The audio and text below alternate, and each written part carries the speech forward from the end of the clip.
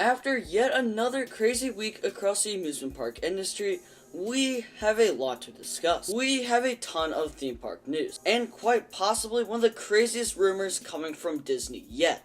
Oh yeah, and a raccoon kind of attacked someone at Hershey Park. All of this and a whole lot more, so let's dive in. Starting with quite possibly the craziest story of the week. A random raccoon came and jumped into the queue of Super Duper Looper at Hershey Park, and began running around and frightening guests. Now, I have literally never seen a raccoon inside of a theme park, period, much less inside of a queue area. And when I visited Hershey Park, there was no signs of raccoons pretty much anywhere. This does seem to be a extremely rare occurrence, and Hershey Park even stated themselves that they've never had this problem before. Luckily, no one was severely injured, but 2 people were treated just in case. Yeah, I guarantee that's probably the weirdest thing you've heard all day. And if that was indeed the craziest thing you've heard all day, then you should probably subscribe. And if it wasn't, you should probably still subscribe anyway. Moving on to SeaWorld San Antonio, where track for their new for 2025 family coaster is already arriving. So, a little while back, it was rumored that SeaWorld San Antonio would be getting a family roller coaster for 2025. And it appears that is all but confirmed now, with track arriving at the park. It appears that the family coaster is going to be a zero-force model. Now, I really don't know what these family coasters are like, and I haven't ridden one personally myself. So, I don't know if it's going to be great or terrible.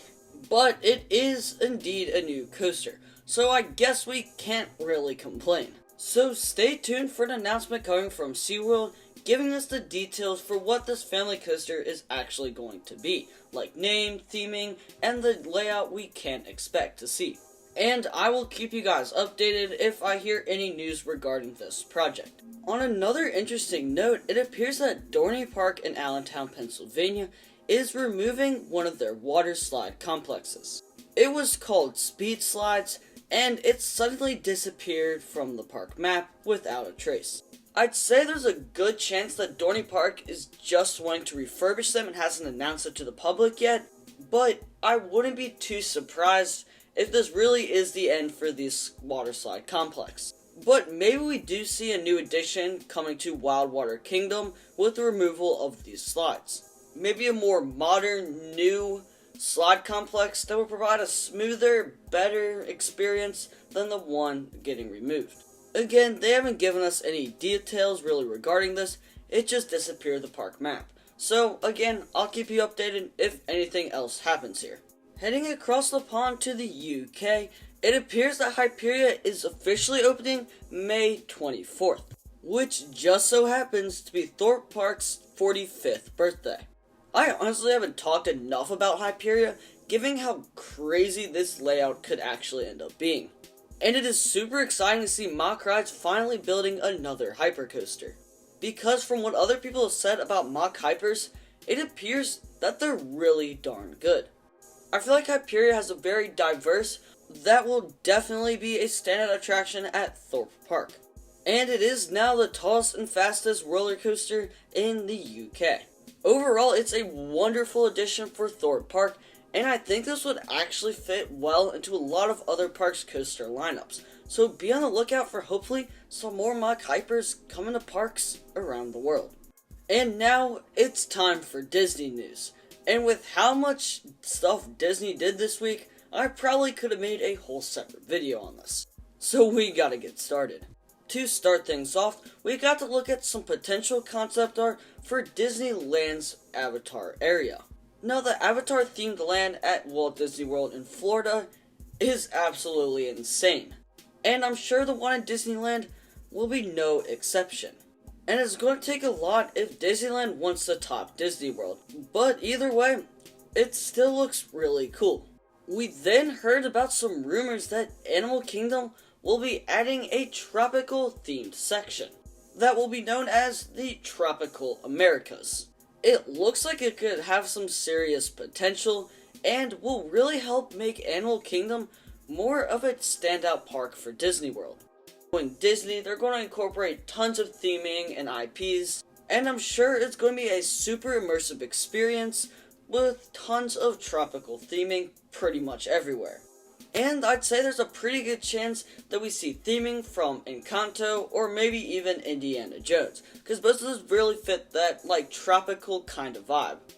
But it does appear that's going to be taking over the themed land of Dino Land USA. I was personally never a huge fan of Dino Land USA, but I'm sure some people will miss it. But overall, this could be really interesting, and it's going to be a great addition to Animal Kingdom, and overall a very good choice by Disney. Now we're going to be getting into the really interesting stuff, starting with Test Track. Now, I know you can probably all see where this is headed. Test Track will be entering into its third version, and will likely receive a refurbishment along with some theming updates, everything that normally happens when Test Track gets updated a version. It appears that Test Track may be getting a new entrance plaza, but we still haven't gotten a definite yes or no from Disney. And the closing date for this refurbishment and version upgrade is set to be June 17th. So if you want one last chance to ride version 2 of Test Track, you gotta get out to Disney before June 17th. We still don't have a ton of concrete details from Disney yet, but again, if I hear or find anything, I will keep you guys updated, because we're probably going to get some more details in the coming months. And now for the craziest and biggest news story of the week. Disney has filed permits for, quote, Beyond Big Thunder Mountain. Now, I don't know about you guys, but this feels like it could be something major. Now, Disney hasn't filed the permits officially yet, but someone at Disney appears to have confirmed that they are going to be filing the permits very, very soon. Now, normally with rumors like this, we have some sort of details on what it could possibly be. But we have literally nothing. No hints of it's a new coaster or a themed land or just a ride or anything. We have no idea if it's going to be an overhaul or retheme or refurbishment of the original Big Thunder Mountain. Maybe they're expanding the land, changing the theme. We have literally no idea. If I had to take a guess at what Disney is wanting to do here, they're probably wanting to make a more dedicated Western themed section inside of Magic Kingdom, with Big Thunder Mountain being the centerpiece. Maybe receiving a refurbishment or theming, but they mainly probably want this to be like the headlining attraction for a little Western area in the corner of Magic Kingdom. I honestly feel like they'll probably fit in pretty well at Magic Kingdom because they don't have a true Western area.